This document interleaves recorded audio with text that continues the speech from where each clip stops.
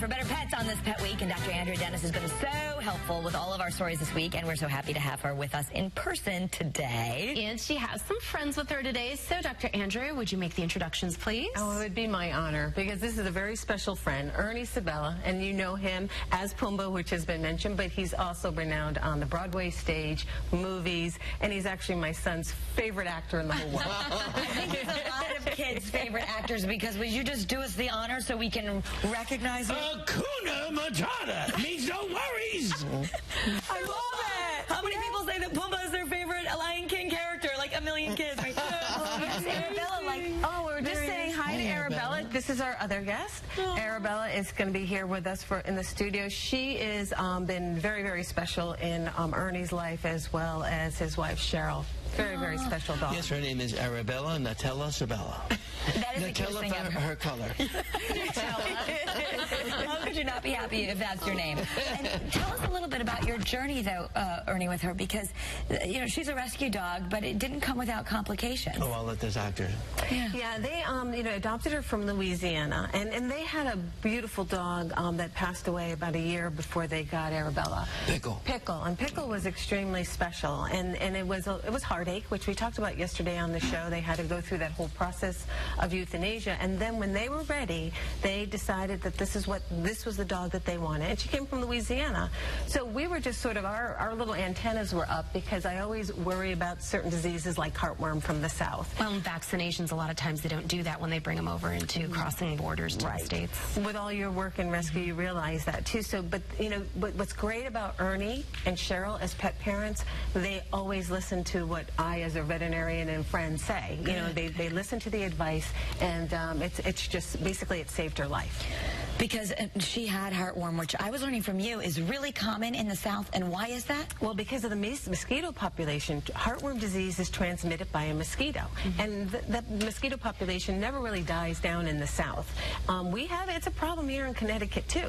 Yeah. But the thing is that we try to prevent it, and that's what why we always really sort of encourage people, give the once-a-month preventative. You brought this, I just think, like, for people to understand what are the symptoms and what does it look like? And even Ernie, Ernie said if he had seen this, when we diagnosed her with heartworm, if he had actually seen this, he probably would have fainted. Yeah. But these worms, even though it's transmitted by a mosquito, these worms actually live in the chamber of the heart. And this is what causes heart failure. Yeah. And this is what their life is shortened significantly by this. But what was great and interesting You saved Arabella. That's what you did. Well, what the treatment did, and you also followed that, again, there's a big recovery, because when we first tested Arabella, and this is the important story, the Arabella was negative when we first saw her, and that can happen. But then I said, well, because she's from the South, let's test her again earlier. And the second time we tested her, then she was positive, because it's a silent killer, and that's why it's so important that people have their dogs tested every single year. Now, was this a routine first visit, and then what inspired you to do that second test? I know you just sort of alluded to that, but why was the visit made in the first place, and then what happened? Well, they're so excellent about coming twice a year for their visits, and I said, even though she was negative when you first got her, I just want to test her again. It's about 8 months out, and they said sure. They never question what I'm recommending, which is just a dream for any veterinarian, and that's when she was positive. Now, when I saw the results, the first thing we did is double check it, because I really didn't want to make that phone call to them and tell them, because the treatment is extremely painful, and we do everything to keep the comfort, and we kept her very comfortable, and it's expensive too. Yeah, it's thousands of dollars to treat this. It is. So, Ernie, but she's all better now, and you took this journey, and what did you get out of this? What did you learn from it? I learned to listen to your doctor. And Hakuna Matata in our household means go to Bloomfield Animal Hospital. Dr. Andrea Dennis, because that's better for your dog. And we have this baby, our baby, and she's extremely healthy. I'm the daddy, and Cheryl's the mommy, and she's the baby. Now, will she do any co-acting with you in any upcoming series now? She'll probably get her own series. But I have good news for you, and then we did another test, because we test her yearly, and that test was negative. So there she is, clear of heartworm. There it is. That's news. That's Hakuna Matata right there. Hakuna Matata. And the other sort of journey that she has, she's involved in therapy work too, and so she's been going through all the lessons with Cheryl. Cheryl trained her for over a year. She's helping working with Alzheimer's patients, and so her life, she's changing other people's lives because of their outreach. Right. You know, just very quickly though, as we talk about heartworm, this is preventative maintenance. Do you suggest this all year long? And then what are some of the symptoms people should watch out for? Yeah. Absolutely, all year round. And for cats, too. You know, they should get their monthly treatment as well. And then the symptoms, generally, they get a little bit quiet, a little bit tired. They don't exercise like they used to. And the other thing, too, is that they'll start coughing. But we caught it long before those diseases were starting to occur. We x-rayed her. Her heart was in good shape. We did an echocardiogram, and then we moved forward with the treatment. We just want to show people at home you can take a look at what the life cycle looks like. Right. It starts off with a mosquito that's already carrying the larva of the heartworm, and then that mosquito has come from another dog with it, and then if you go to that third little on the right side, you'll see that then that mosquito is biting another dog and transmitting the heartworm.